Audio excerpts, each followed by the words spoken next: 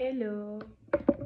یه روز خانمه توی سالن اومد گفت که میخوام از همسرم جداشم. خانمه گفت که اصلا شوهرم اهل زندگی نیست و من اصلا نمیتونم با شوهرم زیر یک سقف زندگی کنم. همسر من مای خدا تومن درآمد داره ولی برای من خرج نمیکنه و من نمیدونم این پولا رو کجا میبره.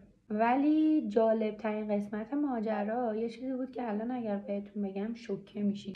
قسمت جالب ماجرا اینجا بود که خانومه پول بیشتر میخواست تا خرج دوست پسرش هم بده و خانومه یه بچه هم داشت و ما واقعا تعجب کردیم و از این داستان ما زیاد میشنویم ولی خب خیلی اهمیت نمیدیم. ما داشتیم موهای این خانم رو رنگ میکردیم، خیلی جالب بود. یه مشتری دیگه هم داشتیم توی لاین ناخون، داشت ناخوناشو درست میکرد و این خانم داشت به ریز و جزء ماجرایی که خانم داشت تعریف میکرد گوش میکرد. مشتری ما انقدر پرحرفی کرد اصلا حواسش به اطرافش نبود. یه لحظه صبر کنید. خانم رو ما بردیم توی سرشور و بعد اونی که خانمی که تو لاین ناخون بود اومد بالا سر مشتری ما. یه چیز خیلی خیلی عجیب اتفاق افتاد.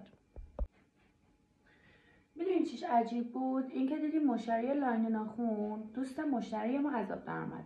از قضا صمیمی‌ترین دوستش بود.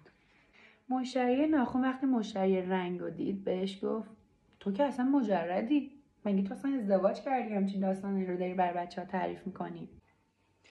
دوست مشتری ما به ما گفت که این بشه براتون درس عبرت که دیگه حرف هر کسی رو گوش نکنید و خب اون موقع ما تازه وارد بودیم و تصمیم گرفتیم که داستان‌ها و سناریوی هر کسی رو گوش نکنیم و باور نکنیم.